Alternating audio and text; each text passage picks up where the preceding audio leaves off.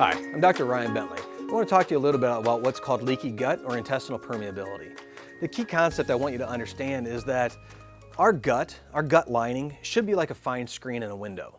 You know, a fine screen in a window only lets small air particles in and out. You know, you might get a little bit of dust and pollen in and out of the house, but ultimately it's going to keep things like birds and squirrels and snakes and things out of your home, right?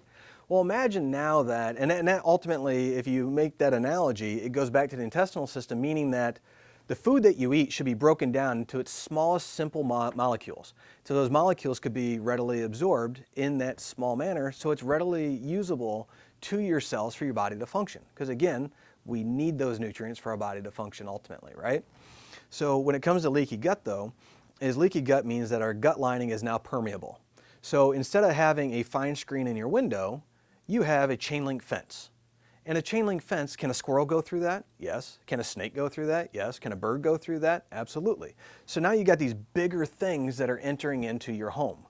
And that's the same thing. Our digestive system is a 30-foot tube from our nose down to our rectum. All right? And we think about, I've mentioned a number of times that our 70 to 80% of our immune system surrounds our gut. Why? Because there are two ways that things enter our body. Through our skin or our mucous membranes from the nose down to the rectum. Well, guess what is the most common way that things enter our body? Our intestinal system, because it gets damaged. So when you eat things that cause damage to your gut lining, let's say someone is sensitive to gluten, that can cause permeability because it causes inflammation of your gut lining. And so now the spaces between the cells, instead of being like this and being a tight network of small little holes that allow that nutrients to go through, now it's opened up like this and allows big food proteins and things to enter into your bloodstream. And that causes chronic low-grade inflammation. So intestinal permeability, leaky gut, whatever you want to term it as, basically sets up a situation that creates chronic inflammation. So now your immune system isn't used to having these foreign proteins enter our body. So your body says, looks at it, think of a barcode at the grocery store. When you scan that barcode, it identifies it and says, boop, and this is $4.99. Well, our immune system does the same thing. When this big protein that the body doesn't recognize scans it and says, boop, says this isn't part of us. So it takes it and makes America's Most Wanted poster and presents it to your B cells. Your B cells make antibodies. And the antibodies to that, whatever that foreign protein is, the squirrel, the bird, snake, whatever it is that entered into your home, or it could be a big undigested food protein from dairy, corn, wheat, whatever it is, the body scans it and says, boop, kill anything that looks like this, makes those antibodies, those America's Most Wanted posters go out, and then when it finds it, it binds to it and attacks it. And then it calls in all the other immune cells to start attacking that process. However, there's a thing called molecular mimicry.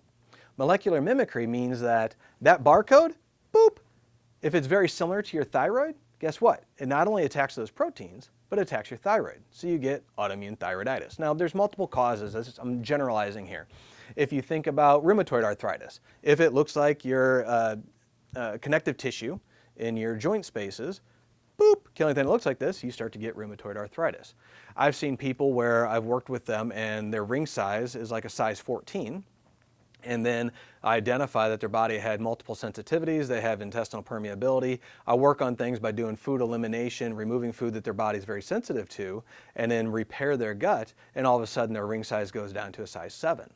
So can you effectively create change in the body's physiology with regards to leaky gut? Yes. What does that help prevent? Well, it decreases inflammation in your body, which has been known to almost every chronic disease known to man. But the reality is that intestinal permeability can manifest in a number of different ways, such as autoimmune disease, allergies, skin type reactions, eczema.